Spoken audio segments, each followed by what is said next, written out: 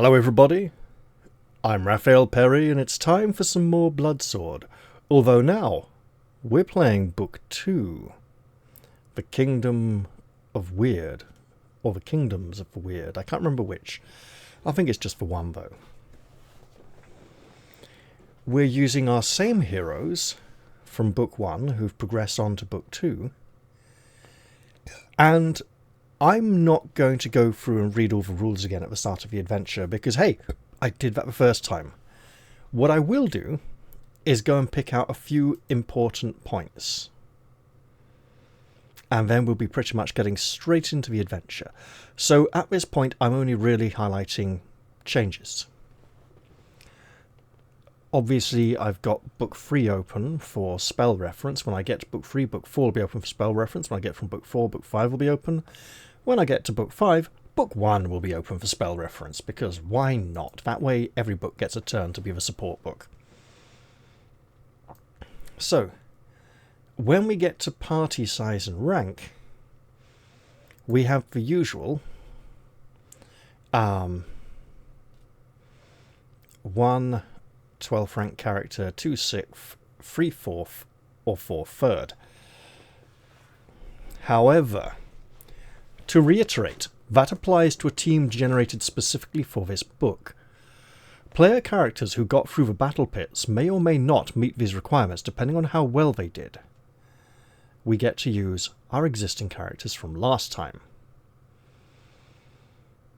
So they were rank 2. They all got to rank 3. If 2 of them had died, they would have got to 2 rank 4 characters, I believe. So yeah, it could have got pretty rough. 2 2s. Come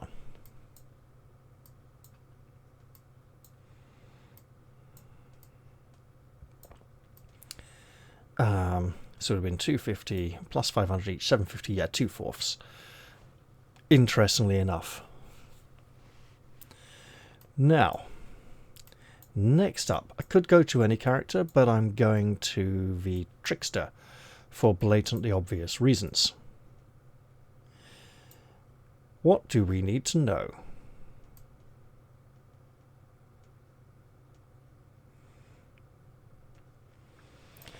If you're playing with a character from Book 1, you already know what equipment you have. You can also add 60 gold pieces to the money you already have. And I have added the money for each of them already. So they each have 70 gold pieces each.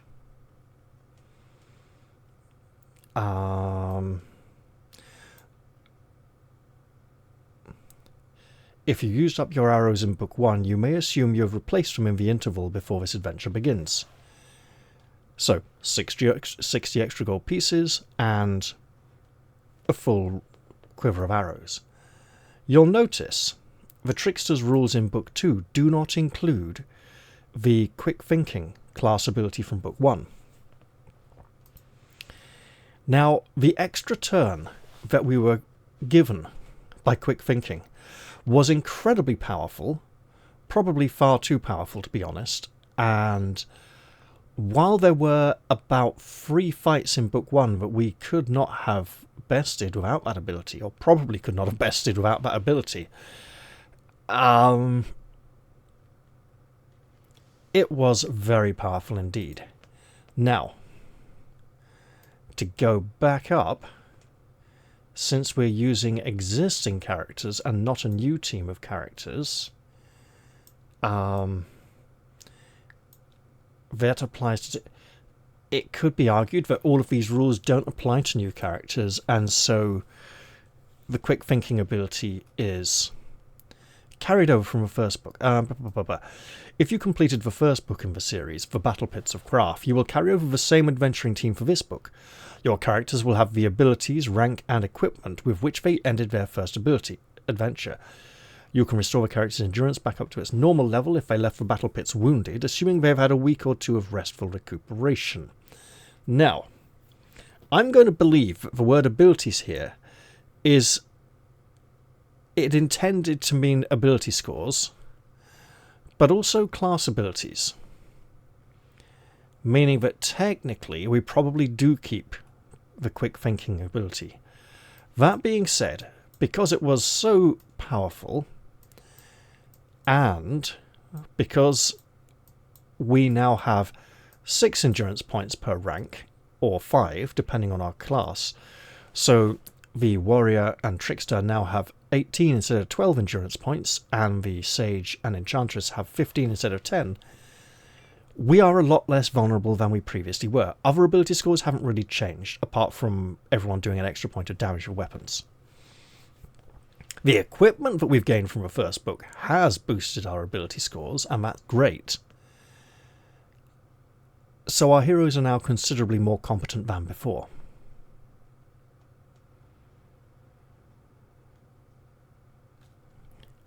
I'm going to suggest strongly that for the remainder of this playthrough, the quick thinking class feature should not really get used very much, if at all.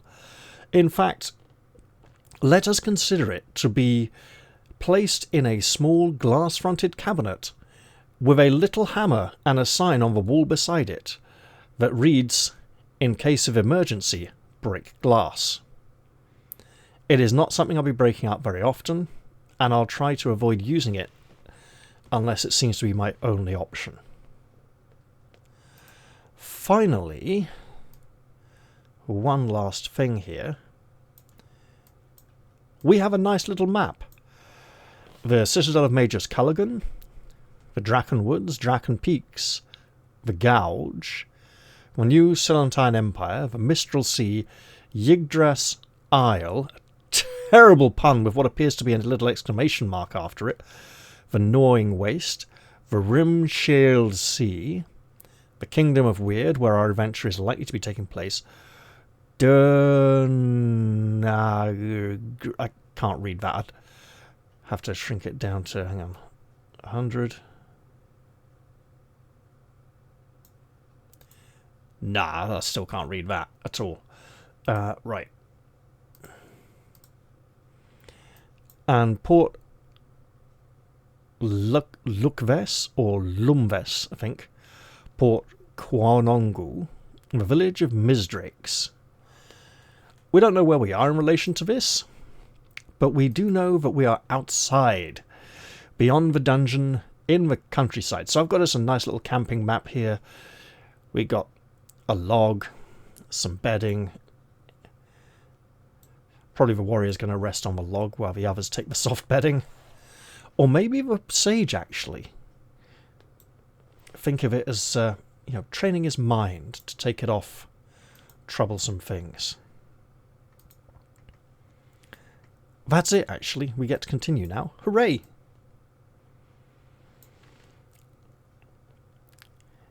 "This is an irresistible fate," says the old woman, peering at the cards in the firelight.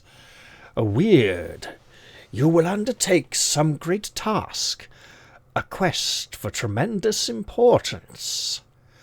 She glances up to see how you receive her prophecy. Then, touching a card with her brown old hand, she continues. "From the first card, which is the focus of the reading, the quest will involve a restoration, the setting to right of some ill, or the repair of a thing that has been broken. The card here suggests that a long journey lies ahead of you, and the surrounding influence suggests great hardships along the way. This next card indicates the obstacles, and as it is the hosts of Yef, these would seem to be both many and dangerous. Powerful agencies will oppose you. Turning to the next card, we see your ultimate goal, the Archon, icy of gaze and stern of countenance. This man is harsh and implacable, a ruler or one who expects to be obeyed. If your quest is not in his interests, he can be counted on to oppose you. Note that beside him is the card we call the Wise Mother. She is the feminine principle, the dreams of firelight, the comforting word. A stark contrast indeed to the Archon, and her face on the card is turned away from him. If a man opposes you, the cards seem to say you will find a woman who is your friend. She shuffles the cards and stares at you for a moment, then gives a deep sigh. The reading is at an end. You start to rise, but she extends a withered hand. 2 gold pieces. 2 pieces of gold was the price we agreed, she says. You did say you'd give her 2 gold pieces, but her prophecy seems somewhat vague. If you pay her 2 gold pieces, cross them off and turn to 355, or we could just pay her 1, or none at all. Well, the warrior is from an ancient and noble household. He will be punished if he does not act courteously and honourably, so he shall make the payment this time. Oh! I forgot to mention one other thing, very important. I'm going to be treating the end of each book as a save and restore point. So, if these guys die, I don't have to go all the way back to the beginning and start again. I can pick up from the end of book 1, beginning of book 2, and try again with these same characters who completed the first book. Now, they did complete the first book. I did very well, and a lot of that was down to the luck of the dice, to be honest. They could have fared far worse, and I don't want to have to go through all that again every time. Look, if I was like an unemployed teenager, just done my exams, had a few months summer holiday before going off to college or university or whatever, sure, I'd be happy to go back and practice book 1 again and again and again, right? But now that I'm a bit older, I'm like, hey, I just want to go back to the start of this adventure. I've played book 1 enough. I want to do book 2 now. And then after book 2, you know what? I want to do book 3. That's the current adventure, the one I want to enjoy. So we're paying her the full amount that we agreed. Here we go. Oop. She smiles. You notice that she is not the ordinary toothless crone one might expect to find reading fortunes. Under her wrinkled, nut-brown skin you see the lineaments of a proud and handsome woman. She takes a small jar from the travelling pouch around her neck. This is a herbal salve, she says, an old preparation known to the woodfolk. Does she mean foresters or elves? You start to say that you cannot accept it, but she presses it into your hands. You will find it soothes the pain of wounds, she adds as she gathers up her belongings and walks towards the trees. May good fortune go with you on your quest. Wait! You call out after her. You glance down at the pot of salve you are holding, then up at the trees lining the clearing's edge. She is gone. Someone in the party should note the pot of salve on his or her character sheet. It holds enough for 5 applications, and each application will restore 1 die's worth of lost endurance points. You can use 1 or more applications at any time during the adventure except when you're in combat, and the player who uses it rolls 1 die to see how many endurance points he or she gets back. Remember to cross off the applications as they are used up. I will give this to Brother Kern the Sage. Pot of herbal salve, right.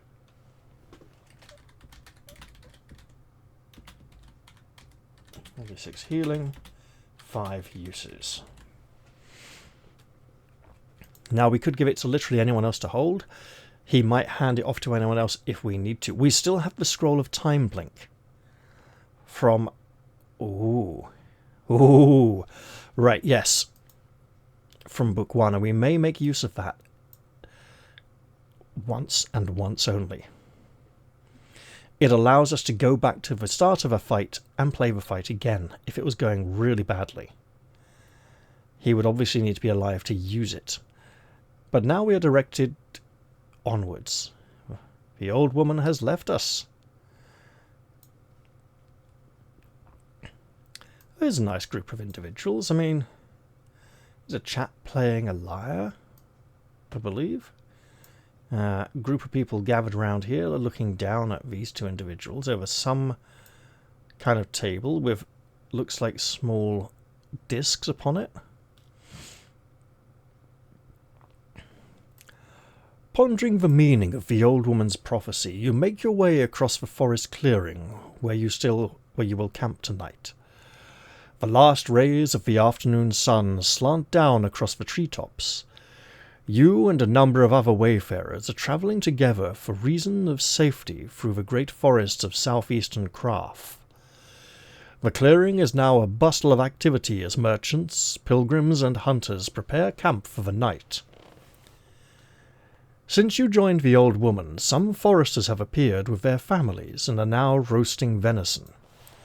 You sniff the appetizing aroma of the meat mingling pleasantly with the scent of pine smoke, and one of the foresters carves you some. Thanking him, you wander towards where you have built up your own campfire.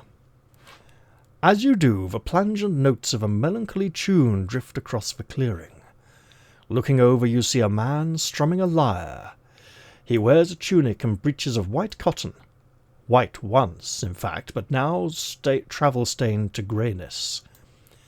His face indicates a strong, proud man, and his wistful melody is nothing like the jaunty jigs played by most minstrels. Beyond him, at the edge of the clearing, you see a group of merchants dressed in grey travelling cloaks of their kind. They are peering intently at a game of Craftian checkers being played by two tall men. These players huddle to keep warm in the cool autumn air, wrapping their mantles of blue-grey fur closer about their shoulders. It surprises you that the merchants should be so absorbed by the game, as Craftian checkers involves complex, elegant strategy. Your own opinion of the merchant class is that they are incapable of appreciating such an art. We could go over to the minstrel and listen to his tune.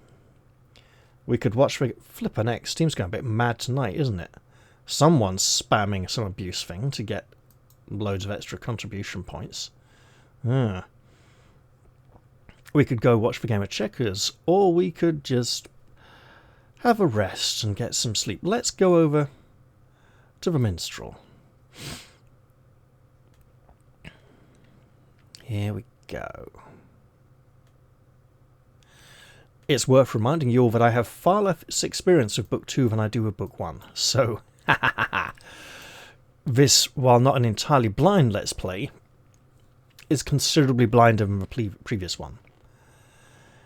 The musician is not an old man, but his hair is as white as the driven snow. As you approach, he looks up, his eyes the colour of the blue sky over the forest. Without ceasing his plucking at the strings of his lyre, he grins at you and says, "Join me if you know how to."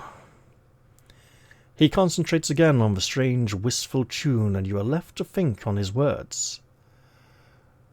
We have a trickster who knows how to play a musical instrument. The enchanter could join in the music making somehow, otherwise we probably wouldn't have much we could do. Sure, Remy the trickster can join in the fun.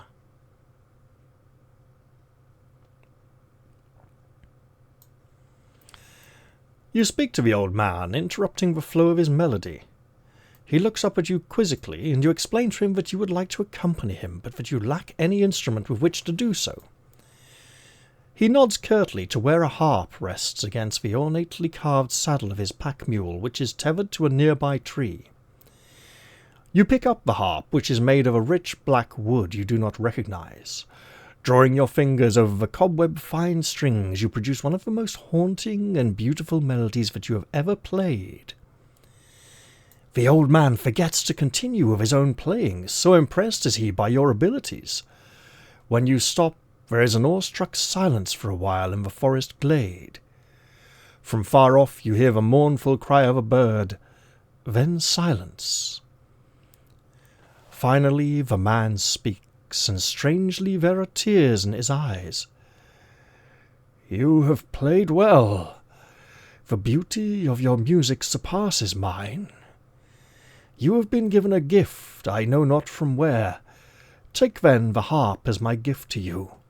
It'll make you sing of joyous things, even in the midst of gravest danger, when the creatures of the night rise up and would have your soul.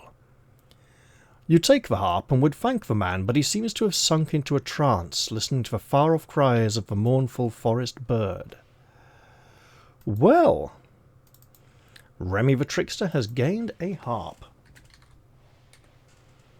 made of black wood with fine strings as thin as cobwebs.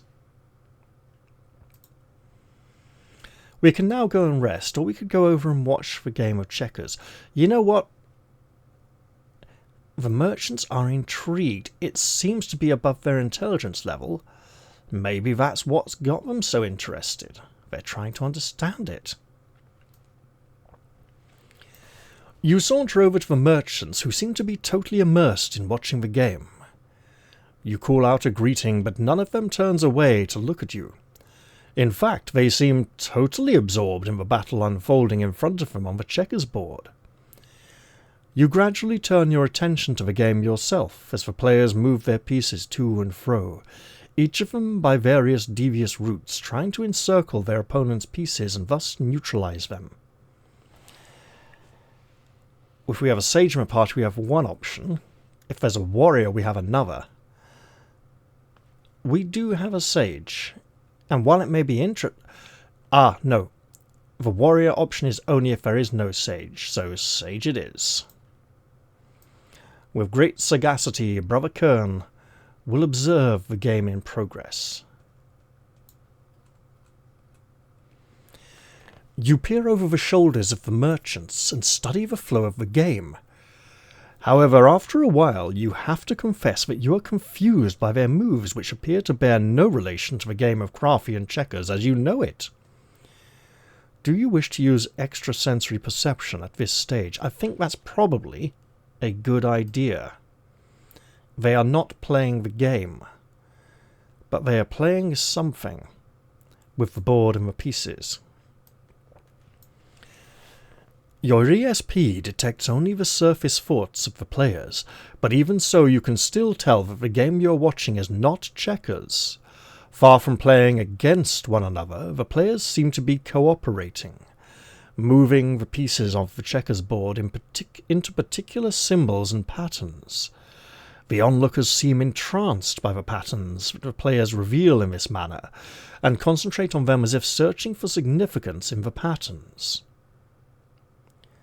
So they are beguiling, dazzling, or... No, they're beguiling the onlookers, drawing them into a daze.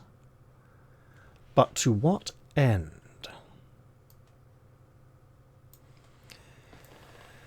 The game ends after a few minutes, as night settles over the forest. The white pieces are grouped together in the centre of the board, and the player controlling the black pieces then gradually surrounds them, eliminating them all.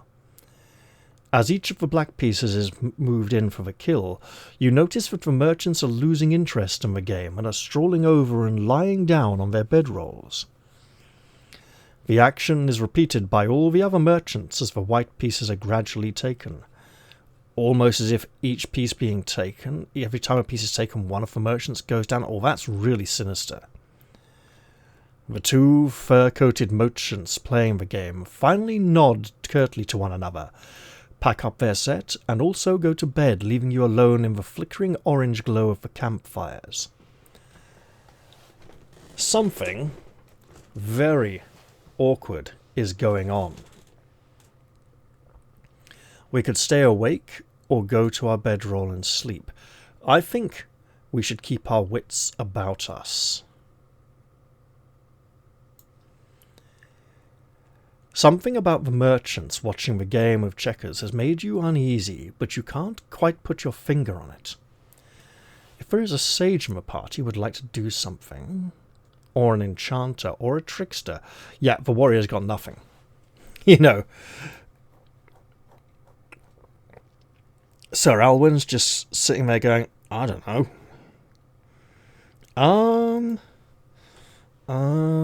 What do we want to do? Well, Usually, Brother Kern's sage options are really helpful. We shouldn't rely on him too much. We should give the others an opportunity. But hey, you use your ESP. You are surprised to discover that the merchants are still awake. Although they are pretending to be asleep, their minds seem to be alive with thoughts, apparently of a particularly stirring and emotive nature. You are now beginning to have doubts whether they are in fact merchants at all.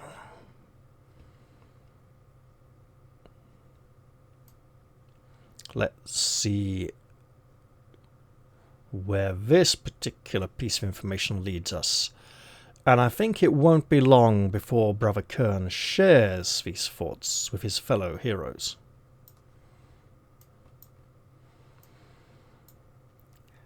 You have decided that there is definitely something wrong. Something is definitely wrong here, but what indeed? I think we should wait and see what happens, but prepare ourselves. I don't like this take action now, as we don't know what that action will be. So let's ready ourselves for the inevitable.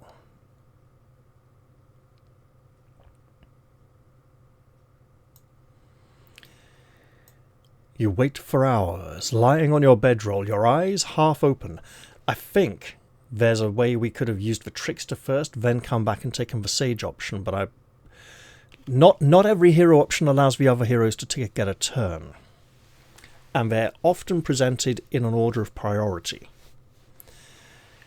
You're beginning to doubt that your suspicions had any grounds at all when suddenly the disk of the blue moon drifts up over the forest edge and sends its metallic beams coldly into the clearing. As its light falls on the two checkers players who still keep watch by the dying embers of the fire, you see them suddenly transforming. Hair bristles in their hands and faces and their noses suddenly change shape, becoming the shape of a wolf's snout. They drop to all fours. Finally, you see them bare their yellow, glinting canine teeth and let out a fierce growl. At the same time, the merchants rise up as one from their sleeping rolls, exposing the long and deadly knives they have kept concealed under their grey robes. They quickly set about slashing and hacking at the sleeping forms of the foresters. The screams of those who awakened just before they are butchered that was rubbish. The screams of those who awakened just before they are butchered reverberate around the clearing. Now you can see others stirring and arming themselves with the few rudimentary weapons that are available to them. Many of the surviving women and children flee into the gloomy depths of the forest, and we get to turn to section 119, which is probably a fight section. Some of the foresters take up weapons and fight a futile struggle against the overwhelming foe. Glancing at you with their red eyes, the werewolves lope forwards through the fray. In their wake, 3 of their servants also come forward, staring with dazed eyes like walking dead. Now, as usual, I'm going to go away and make a battle map. There's no border or details on this, so we can just use our starting camp map. I'll make up some tokens for the enemies, and I can honestly say I see something already which will be important. Wow. I should have put Remy in first place and Sir Alwyn in second place. We may be in deep, deep trouble. Okay, that's good to know. Oh god, that is actually really bad, yeah. Well, it is what it is, I suppose. See you all in a bit. Here we are. Here's our lovely battle map with all the characters arrayed upon it. Now, I'm going to do myself a couple of favours here. First off, I have not arranged the party battle order once, and I feel that I should have totally justified this earlier in a couple of ways. Firstly, while the person in position number 1 is normally the one most likely to be in danger, it often seems to be the person in party position number 2 who is exposed to far more danger. Additionally, Remy the Trickster is much more flexible. His awareness allows him to move around the battlefield more, so he can escape from nasty situations. Just turning people to face their foes. Whereas Sir Alwyn tends to get bogged down with whatever opponents he is fighting, so he's not likely to be able to move unless he slays his opponent quickly. Now, according to the rules, we can change battle formation at any time outside of combat. In Book 1, I was treating any combat section as the fight starts right here as soon as you turn to the section. And I probably should. However, I've also been tempted to consider a few house rules to make things a little more interesting, and I've written some of them down. These are based on some ideas from the Dragon Warriors role-playing game that this is related to, which doesn't have a lot that could carry across, unfortunately. But I did have some ideas. So the Trickster could have a few abilities to replace quick thinking. Option number 1, at the start of a fight, swap places with any one ally. So literally Remy could swap places with anyone and they would end up in, well, he was here, wasn't he? So essentially the Trickster can see the fight coming, see the ambush and go, I don't like this. You can go there and get killed, not me. Obviously sticking the Enchantress in harm's way would be a very bad idea. But the fact that I can just rearrange the battle order anyway, I'm unlikely to do this again. I'm likely to prepare in advance properly. My other idea was that he could target an enemy, probably one near him, and lower that enemy's awareness. It would, in a way, be similar to Brother Kern's stunning techniques, which we haven't made much use of yet. But I don't think he'd necessarily need to be aware to them. He might be within like 3 or 4 squares, throw some dust in their eyes or something. It might be a way of saying, hey, this enemy that's next to you, you're going to get an extra turn to hit it before it gets a chance to hurt you, whatever, right? My third idea was that he could, mid-combat, swap places with an adjacent ally. Just be like, well, I'll get behind you, and I'm hide behind you, or get in front of me, or look, you're in harm's way, get behind me, you know. Whatever it is, a bit of flexibility. He's already a very mobile character. For the warrior, I had the idea that he could penetrate a point of enemy armor once every few turns. I don't know if this would have a 3 or 4 turn cooldown or something. There's not a lot of enemies with armor scores, to be honest. For the most part, they don't have armor or don't have very much of it. But it feels like something the warrior would be able to do, knowing where the chinks in an enemy's armor are. Another idea was he could defend an ally next to him, sacrificing his attack or defend ability to go, I'm defending, but I'm defending you instead of me. And so the ally next to him would be defended as if they had taken the defend option, whereas actually they'll be doing whatever the hell they want. It might be that instead he could put this ability on an enemy next to him, and whoever the enemy attacks counts as being defended, but he doesn't get to attack. It would be a more tactical idea. I'm not sure it's the best idea. Sage and the Enchanter don't need very much. The Sage is kind of crying out for an ability to buff his allies in combat.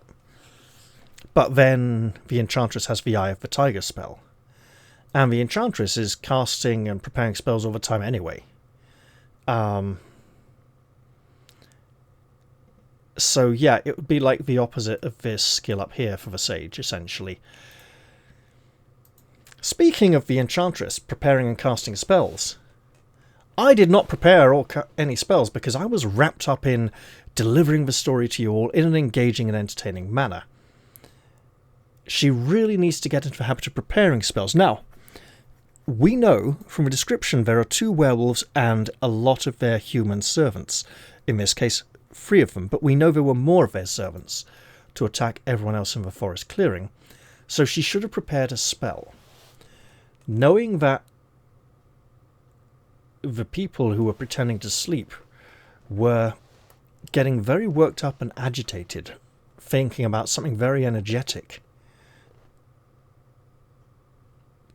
very physical, she should have probably prepared a spell. Now, White Fire has been her standard main go-to spell in the first book, but this time I'm going to go for Volcano Spray. Because she knows there are many foes, and this would be a good time to employ the spell.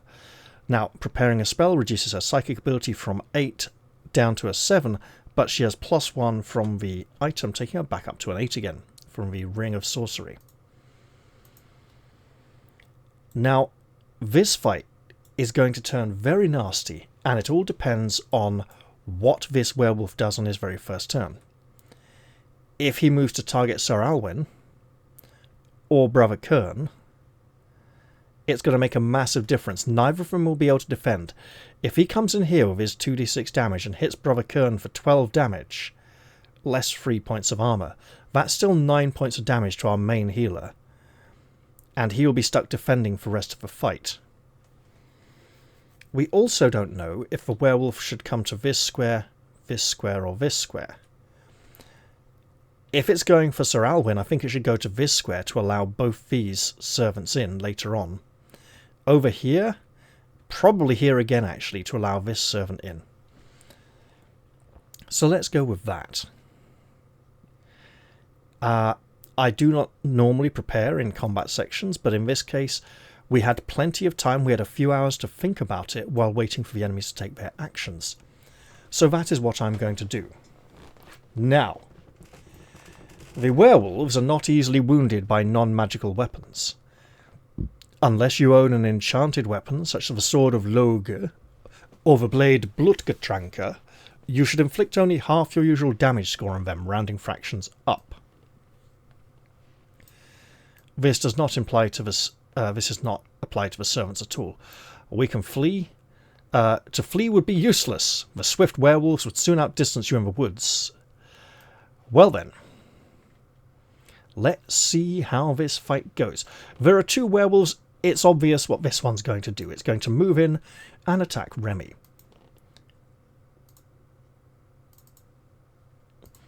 And since it's... Now I know where they are in the initiative window. That's the first, that's the second. Since Remy is a trickster, he's ever so slightly harder to hit. But the werewolves are very dangerous and deadly. 5 points of damage. He has a little bit of armor with his studded leather, so he's only taking 3. Taking him down to 15. He can afford to attack a few times. Probably not too many. The second werewolf will randomise the target. 1 for Sir Alwyn, 2 for Brother Kern. Now, it's not often that I'm all in favour of one particular hero being targeted, but if you could go for Sir Alwyn, please. Nope, Brother Kern. Horror and hardship begins. I should probably randomise if he goes here or here, but honestly, in the interest of Sir Alwyn being able to hurt something really dangerous, there is where he's going to go. This isn't Kingdom Death. The monsters don't automatically take the option that is the most disadvantageous to the players. Plus, this allows a monster to be next to 2 people he could gobble up. And yes, I know that means he's splitting his attacks and randomising, but in his mind he wants to kill both of them, right? He's like, after I've killed him, I want to be able to kill him without even moving. Let's make that horrible, horrible attack roll. Oh, horrible, horrible pain. 6 is free. Takes Brother Kern down to 12 endurance, meaning he can attack once. Remy the Trickster will risk an attack. Why not? He has a magic sword. His blade strikes true, and his blade now deals 1d6 plus 1 damage. as he's learned to be ever so slightly more dangerous with his weapons.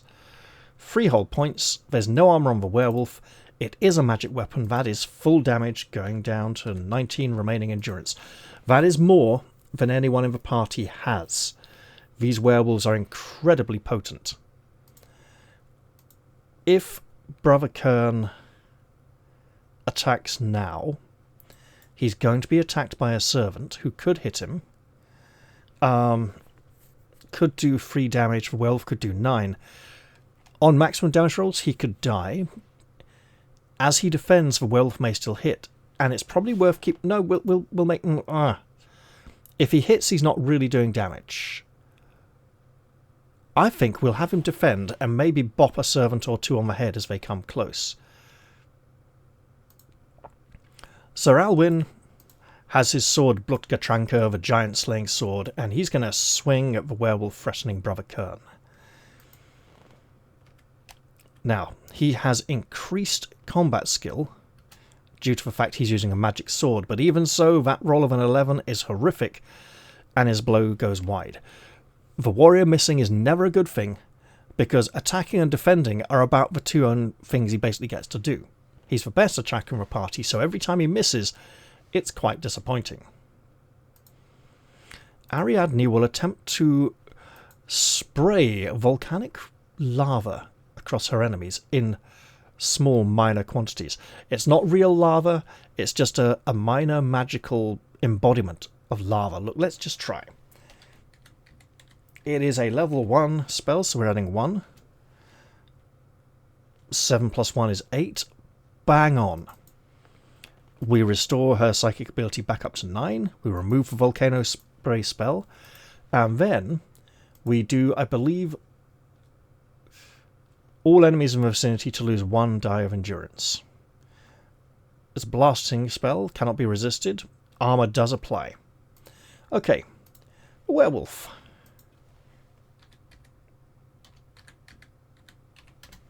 Takes 3 damage. This is magic. It is not a weapon. This takes full effect.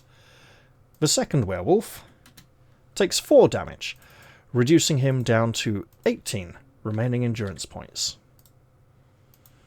As for the servants, we have 4 points, reducing this servant from 10 down to a mere 6 endurance points.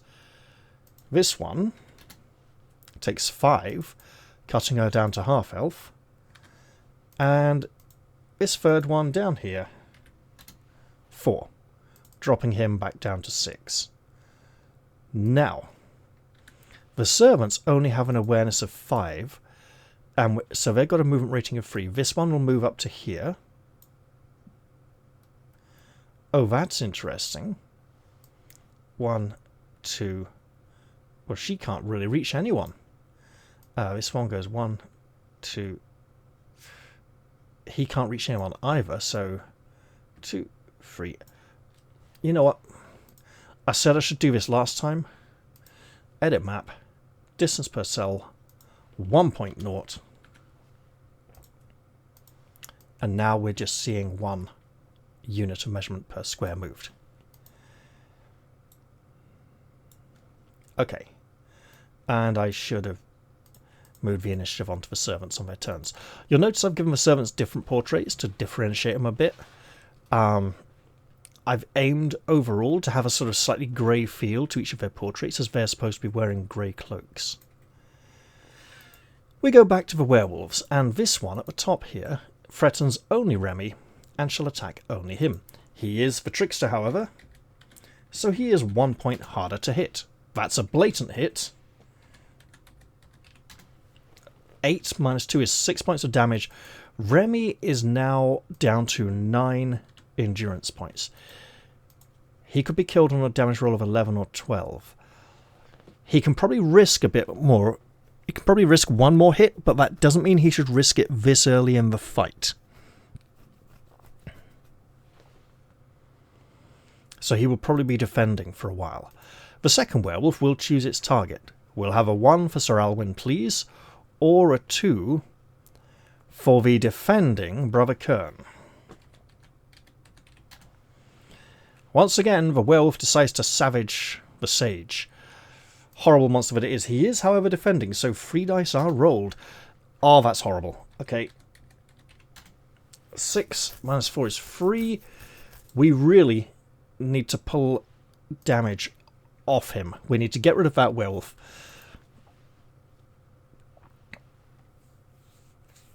Oh. Remy will defend. Brother Kern will absolutely defend. Sir Alwyn will attack the werewolf that is savaging his sagacious companion. And hopefully this time get a hit in. He got a hit in. Excellent. And he deals 1d6 plus 2 damage. Unfortunately for me, the werewolf is not a giant. Otherwise we could be dealing more damage. 8 whole points of magic sword to the chest. The werewolf drops from 18 down to 10 endurance points and is seriously injured.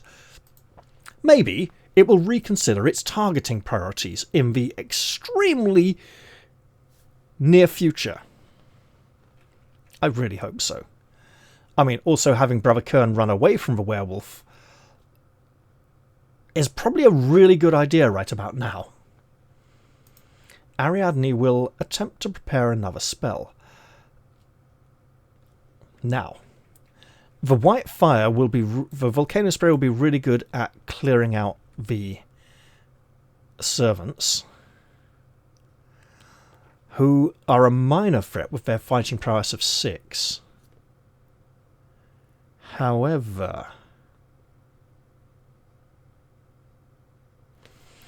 I also feel dropping a sword thrust spell, because I'm up in my game here to include higher level spells in Book 2.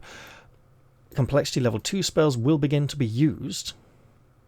3 dice plus 3, and they got no armor. That would get rid of this werewolf pretty quickly. I like that idea. However, we have endurance 6, 5, and 6 on the servants. Volcano spray might not do a very good job just yet. It's likely to take 2 attacks from any other hero to drop them. You know what? I will have Brother Kern move away from the werewolf.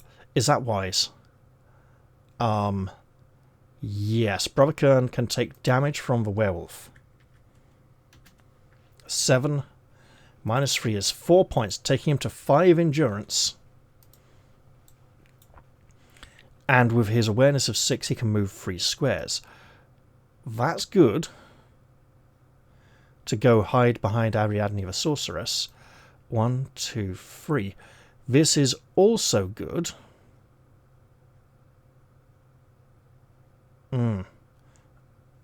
The problem is we don't want her... Oh! Wait a minute. Yeah, let's go stay there behind her. That way we're close to Remy, and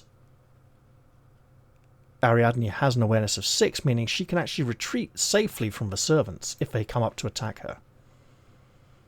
We don't want Brother Kern getting hit again this fight. So Ariadne will prepare...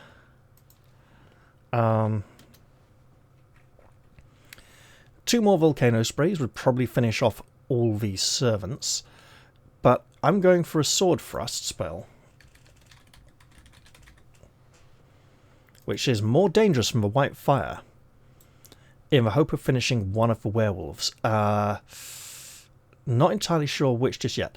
No, Sir Alwyn's pretty healthy. Remy's the one in danger. Speaking of danger, one of the servants will attempt to harm Sir Alwyn with his knife.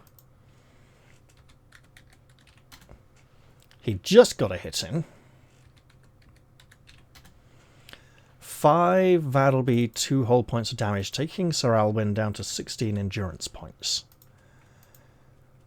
This is going to be a heavy damage fight. We're going to take a lot of pain and suffering before it's over. Now, 1, 2, 3, 3. Okay. 2. So you can't attack anyone yet this turn. So this servant to the south here will move up to attack Ariadne on a 1 or Sir Alwyn on a 2. Ah, Ariadne. Excellent. We could also have Brother Kern fire some arrows. So he comes up to here and attacks her pathetically with his blade. No damage is dealt. And then this serving lady will go 2, 3, and move up to there ready to threaten. Now, what is going to be interesting is what happens when Sir Alwyn is attacked by a werewolf next turn. Speaking of the werewolves, however, one of them gets to attack Remy the Trickster right now. Remy is now defending, so he is extremely hard to hit. So hard, in fact, that he dodges and evades the wolf's bite. The second werewolf, now having only one target, will be concentrating all of his attacks on Sir Alwyn, who will probably have to defend in the not-too-distant future. Also known as his next turn. That is a hit. That is 9, minus 3 is 5 points of damage, dropping him to 11 endurance. He can probably risk 2 more hits, but one of these 2 werewolves needs to die. Remy considers whether now is the time to attack, and decides to wait until Ariadne has successfully cast her sword thrust spell, which might not be this round, it may be on a future round. Brother Kern decides to knock an arrow to his bowstring as one of... Oh, no, but the werewolves are quite high. Nah, half damage, not worth it. Okay, okay. Sir Alwyn will risk attacking the werewolf that he faces, because, hey, he could get a hit, and he misses once again. The wolf just is fast, it's furious, it's not a shit film franchise about cars that nobody ever watches apart from stupid people, and he can't hit it. It's just too elusive.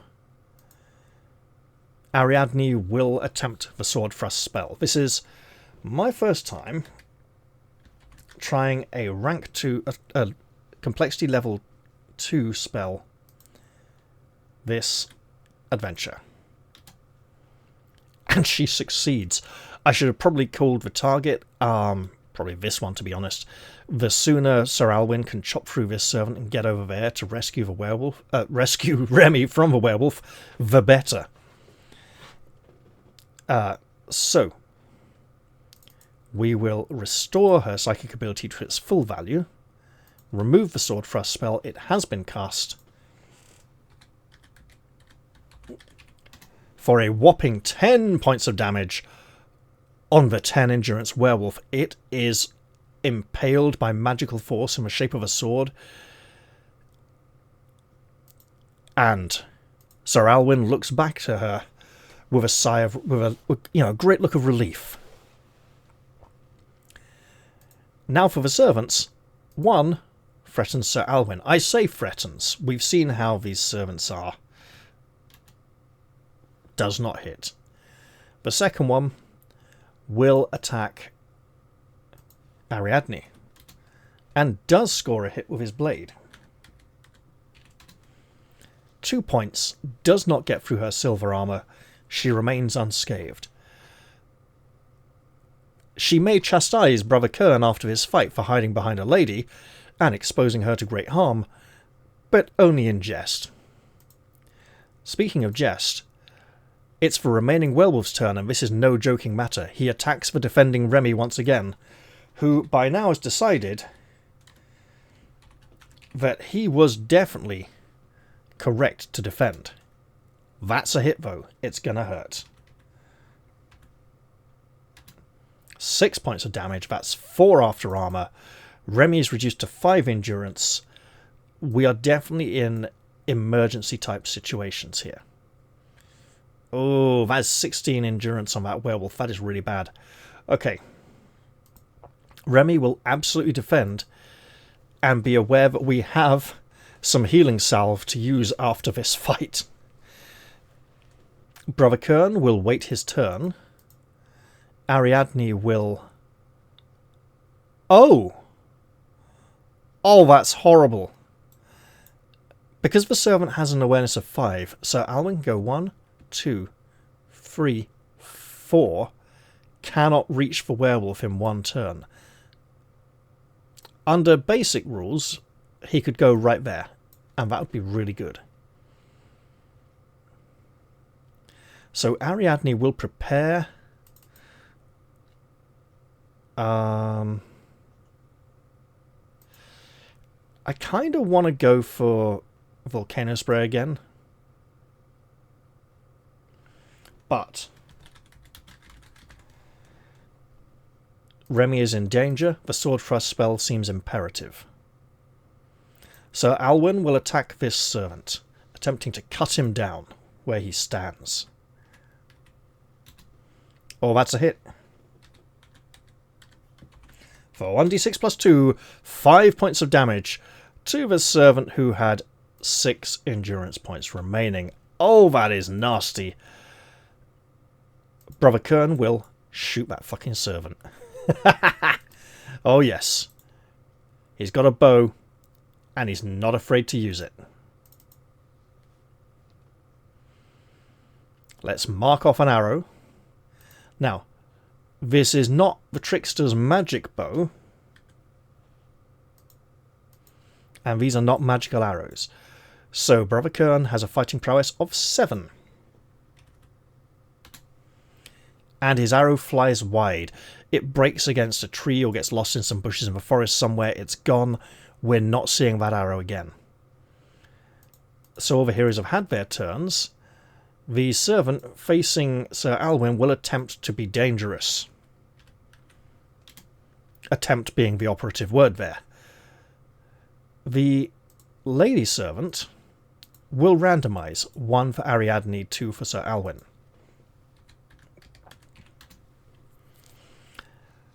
The lady decides to pick on the lady. Look, no rules of chivalry apply between ladies. The knife goes in. The knife does 2 points of damage, which does not get through Ariadne's silver armour.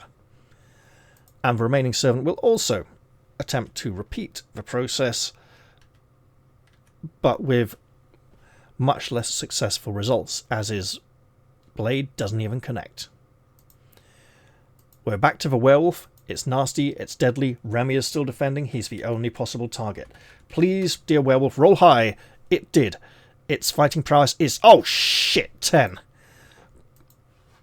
Bugger. 6. Minus 2 is 4. Remy's on 1 endurance point. Talk about camping. What do I mean? Very intense. Remy will...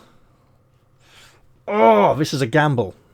He can attack, hoping his magic sword will do enough damage that a successful sword thrust spell from Ariadne will finish the werewolf off.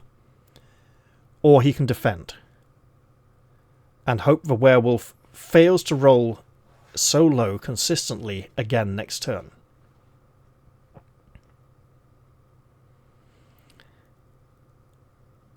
You know what I'm going to say, don't you? Because he can't wait for Ariadne's turn to see how her spell plays out. But what he could do is use his quick thinking ability to get that quick attack in now, and then at the end of the round, he could defend before the werewolf gets its turn. And you know what? Yeah, this is an emergency. Okay, this qualifies as Remy's about to die kind of emergency. Yeah, he misses. He'll be defending. I shouldn't have even bothered attacking. Brother Kern will... I mean, I think he has to go here and attack this servant. She can't kill him with a single hit. Let's do that. He will move to there and attack. 9 is a total miss. Sir Alwyn will, in frustration, attack this servant once again. That's more like it. Doesn't matter what I roll, he's only got 1 endurance point left. I'm doing at least 3 damage. The fact that I'm doing at least 1 is enough. There we go. And Ariadne will attempt to cast her spell upon the werewolf. Let's get a bit more central, looking a bit more fun there on screen. I would even zoom in a bit so everything can be really pixelated and stupid looking. There we go. Excellent. So, complexity level 2 spell. No, does not successfully cast. The servant woman will go 1 for Brother Kern, 2 for Ariadne, 3 for Sir Alwyn. Attacks the warrior. And completely misses. And the other remaining servant will attack the enchantress. I'm typing these attacks manually. That means 20... No! That means that I am getting amped up by the risk to the trickster and more emotional. That attack will miss. Remy now defends. We go back to the werewolf, who will be attacking the defending trickster and finally misses. Our warrior has been freed up. I think we know where this is going. Remy will absolutely defend. Doesn't matter what the others do. Brother Kern will absolutely not defend and try to break that woman's pate with his staff. That's a hit. 1d6 plus 1. First hit for Brother Kern. 5 damage on the 5 endurance servant. Takes her out of the fight.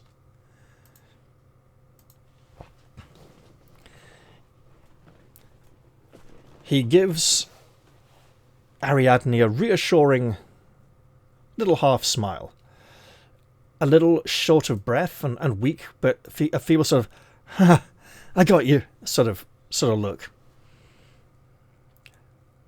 Speaking of which, Sir Alwyn will step up and attempt to smite the werewolf that has been basically shaking Remy in its jaws like a ragdoll, like a dog with a bone, a stick. It's just been worrying him, something significant. Let's get that mighty giant slaying sword in action. A very palpable hit indeed. 1d6 plus 2 damage. He rolled a 1. 3 points of magical damage. Takes it down to 13. It could die to a sword thrust spell. Let's see if Ariadne can pull it off. It is a complexity level 2 spell, but this is her second attempt, so that goes down to a complexity level 1. Fails completely. Remy is not out of the woods yet. And the servant, on the other hand, gets a hit in. For 6 will be 4 points of damage after armour, reducing Ariadne to an 11. A very respectable 11. And now the werewolf once again attempts to kill someone. Oh, but wait, it has 2 targets now! Let's see if it can copy the first werewolf and keep rolling a 2 for target as we put Remy on a 1 and Sir Alwyn on a 2. Nope, it went straight for number 1. Of course it went straight for number 1. This werewolf is single-mindedly set on brutal carnage, but over 12 it fails to land a blow, and finally Remy feels ever so slightly not really safe. Remy will blatantly defend. Brother Kern will come down here and attempt to bash this servant who's bothering the enchantress and making it harder for her to concentrate and casting her spells. Let's even turn him to face his foe. There we go. Give him a good old whack with his stick. Bosh! Misses by 1. Ah, no damage. Speaking of missing and no damage, that's something Sir Alwyn does not intend to do, as he hews at this creature once again with his magic sword. Oh, that's a hit. That is, again, minimum damage. Takes it down to 10 endurance. Is it time? Is it time for that all-important sword thrust spell to end its miserable existence? Only Ariadne can know. This is her 3rd round trying to cast a spell, so no modifiers now. And she absolutely gets it. The sword thrust spell is truly impressive as it deals wait for it, like 7 or 8 damage and the thing lives. No, don't jinx it, Raph, come on. 20 points of damage to the 10 remaining endurance werewolf. It is eviscerated. Yeah, this isn't even like cutting the head off, it's like sliced open down the underbelly and guts go spilling out all over the place. Blech. Yeah, look, this is a grown-up channel. I can say things like that, okay? And the remaining servant, too hypnotized to shit a brick, decides to pick a target, and 1 for Ariadne, 2 for the extremely badly wounded, nearly dead Brother Kern, who's got just too much health to be killed by a maximum damage attack from the servant, who missed anyway, but I should still roll target. He missed Brother Kern. Excellent stuff. Remy, with 1 remaining endurance, will decide that, hey, guess what? Wasting an arrow from his magic bow on this servant isn't worth the effort. Also, we should totally remove that sword for us spell and pretend that we remember to do that on Ariadne's turn. There we go. Yeah, he's good. He'll just kind of pass, defend, whatever we need to, you know, just stay on the spot. Brother Kern will attack with his quarterstaff. Bash the guy for 3 points of damage. What's with all these minimum damage attacks? So Alwyn will realise there's still an enemy alive over there and close for the kill, whilst Ariadne will draw her own sword, which I don't think she particularly had to use in Book 1 at all, and just strike at this individual. Because she can, and her fighting prowess is so low, I might as well roll it once in a while. 11 totally misses. Fine. The servant will randomise targets, same numbers as before. Goes for the sage.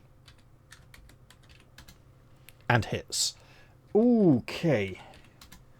4 is going to be 1 point after armour, taking Brother Kern down to 4 remaining endurance points. This is going to get very nasty indeed. Wow. We have 2 heroes extremely badly wounded. I'd say this has been a reasonably balanced fight. It depends on if we got another one right afterwards, as we did occasionally in Book 1 or not. Remy will close to here to curtail the enemy's movements. Just with its dramatic movement, it looks fun and interesting. He'll pull out, you know, be using his sword as a walking stick to help him stagger across there. He'll pull out his bow, fumble and almost drop it, and, you know, fumble for an arrow and not getting out of the quiver. Look, he's badly wounded, he's almost dead. He's hamming it up for all he's worth, right?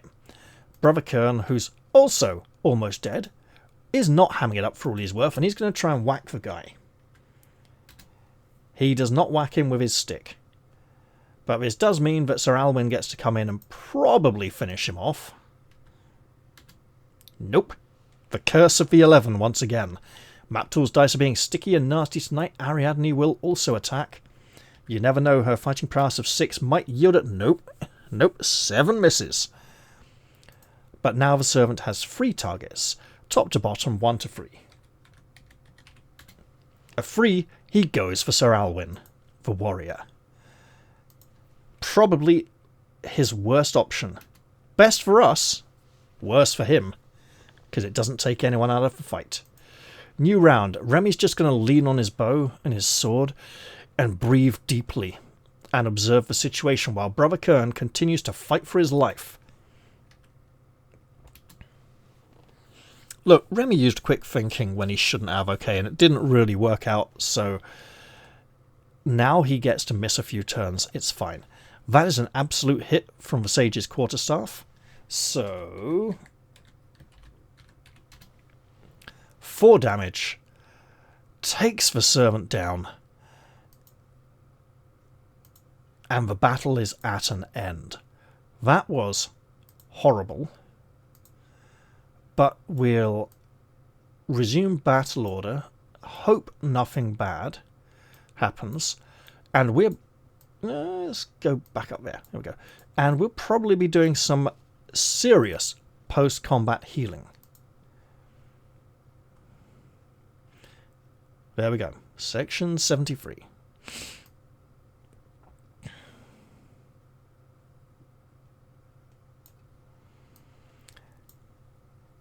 The wolves lie dead at your feet, along with the merchants who served them. As you watch, the wolves start to revert to human form, and you now see that they were the two men who were playing checkers earlier. No foresters are left in the clearing. Either they were all slain, or they have all fled into the woods. You notice that one of the werewolves had one of its paws severed during the fight, and that this has not returned to human form. You may take the wolf's paw. Absolutely, that sounds like a warrior type of trophy, and we'll give it to Sir Alwyn. It may come in useful later on. Next up, Brother Kern has a herbal salve. He will make use of it twice. Once for himself, and once for Remy. We're rolling now. 1d6 healing for Brother Kern. 4 points. Places him back on 8 endurance. Good. And for Remy, we'll roll a 6. Puts him on a 7. That is magnificent. We will now use the golden snuff box of Shor Miano, which we gained in Book 1. Everyone has to roll. Remy rolls a 6, meaning he gains health. And he rolls 1, meaning he gains only 1, putting him on 8. We now have suitable recovery methods at our disposal. Sir Alwyn rolls a 6, meaning he also gains health, and he gains 3 endurance points, placing him on a very respectable 14. More than pretty much anyone else in the party has at the moment. Brother Kern rolls a 3, meaning he also gains health because it is above a 2, and he regains 5 points of endurance, placing him on a 13, and there will be a healing roll for this section. Ariadne also rolls for the snuff and rolls low, meaning she loses endurance and loses 2 points, taking her down to a not so respectable 9. At this point, Brother Kern will sacrifice, yes, he will sacrifice 2 points of endurance to heal his party members, and we'll roll a d6 minus 2 for that. The usual d6 healing roll. What he loses those 2 points of endurance, and they do not come back to him. They are lost to the esoteric astral weave, only to be returned at a later point. Now, that was a rough, tough fight. We'll go to section 85, but I'm thinking this is a good point to end the episode. No, it's not. No, it's not. Let's continue. The campsite is strewn about with the corpses and severed limbs of those slain in the combat. All the foresters and merchants are dead or have fled into the woods. You search the camp thoroughly, discovering a scattering of coins that amounts to 45 gold pieces. There is the board and pieces used in the game of Crafty and Checkers too. You also find a silver wolf's head clasp on one of the Checkers player cloaks. Take which items you wish and mark everything down in your character sheets. It is my belief that, from memory, the Checkers board and pieces count as a single item. First off, Remy's absolutely going to have the 45 gold pieces, placing him on 115. Yes, it's greedy. He should probably share and try and split them evenly with everyone. But everyone knows he's got them. They see him pick up the coins. He can pay for party expenses for a while until he's on a similar sort of level with everyone else again. Look, he'd probably pinch shit from them anyway when they weren't watching, but they know where the money is and it can still be put to a good use. Also, he's the one carrying around more heavy stuff, so more fool him. Silver wolf's head clasp, you know what? If we give the wolf's paw to Remy... No. The silver wolf's head clasp feels like a warrior thing.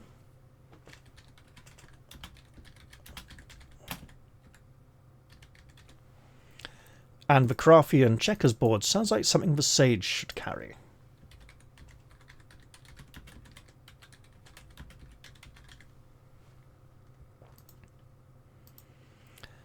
So, 45 gold pieces, Craftian checkers board, Silverwood's head offset clasp. Suddenly you hear a dull groan coming from the other side of the campfire.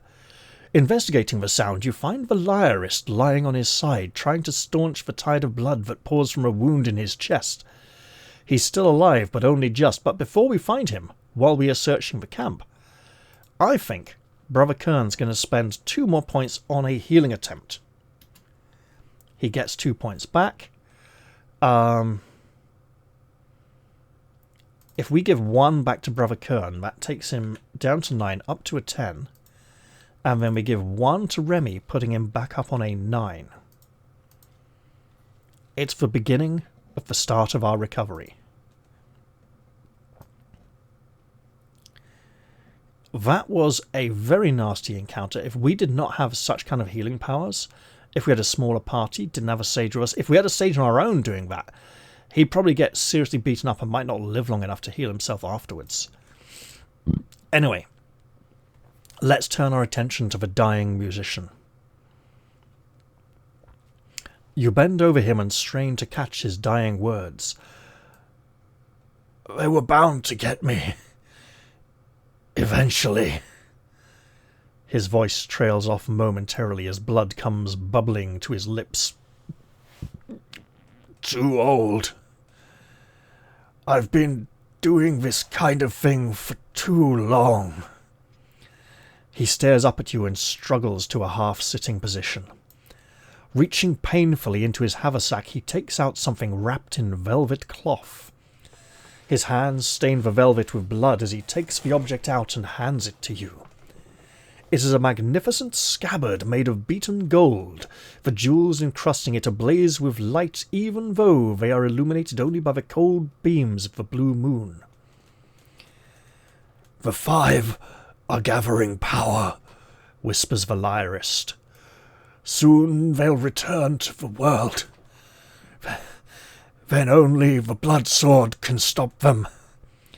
Find the other pieces. The Warlock King of Wyrd has the hilt. Where the blade is, I know not.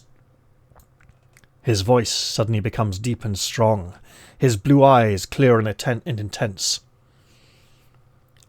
I was killed for the scabbard, and now you have it. The agents of the 5 will pursue you as I have been pursued. Never part with the scabbard, for it is all that protects you now. You must take up the quest. Go to Wyrd. It is your only hope. He is beyond healing by any means. Only by supreme effort of will has he held on to life for these last moments. Having transmitted his quest to you, he gives a deep groan. Oh! His body slumps and his eyes freeze in the sightlessness of death, fixed on the glittering scabbard. You suddenly notice that he is much older than you thought before. A scabbard for a sword? This a warrior must have. Also, now that he is dead, Brother Kern should probably attempt a 2-point healing roll again. He gets them back and gives them to himself.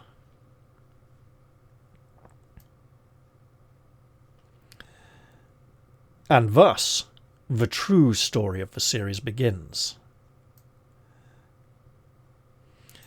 You look down for a moment at the waxy face of the dead Lyrist, then up at the cold face of the blue moon staring down at you from the night sky. The woodland around you has taken on an eerie appearance in the wash of unearthly light. Your gaze turns to the jewelled scabbard of the blood sword. However unwillingly, you seem to have taken up the old harper's quest. Record the scabbard on your character sheet along with the number 419. Scabbard of the blood sword.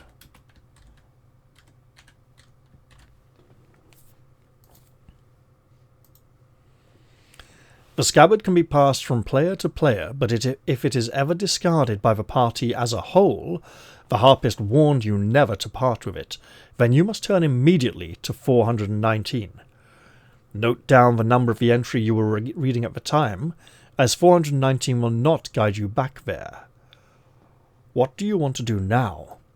You can stay in the clearing in the midst of the corpses and wait for dawn, although this proposition looks even less attractive when you consider the ground mist now swirling up from the damp grass. Or, if you would rather decamp and set off through the dark forest straight away, that is also an option. Well, while we consider this, Brother Kern will make another 2-point healing attempt. He regains 4 points. He'll give those 2 points to himself, 1 point to Remy to take him up to a 10, and 1 point to himself to take him up to an 11, a little insurance against bad healing rolls in the future. And while we ponder our decision here, I think I'm going to end the episode. But first off, I want to say, yes, narratively, this is a much stronger beginning, right? We start out, we have a combat encounter, there's intrigue, we are handed a quest objective, we have a main quest, something to do, a goal, and there's a sense of urgency, a sense of desperation. It's a good beginning to the series. I'm led to understand that the novelization of this series, which apparently exists, I didn't know that, begins with this opening here, and then it goes off and shifts to the Battle Pits of Craft shortly after this section, and then returns to Book 2. Or just skips Book 1 entirely, I can't remember which. I would say that this is a good, strong opening. It sets us on our story. It's got good story beats. It's dynamic. It's dramatic. However, when we got to Book 3 and began to encounter villains and enemies, like,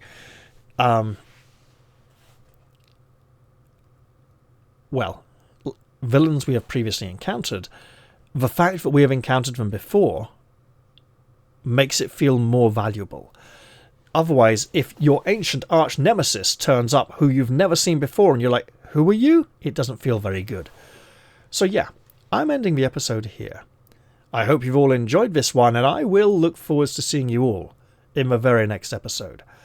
I'll say goodbye for now, though, and cheerio, everyone. See you all very soon. Bye-bye for now.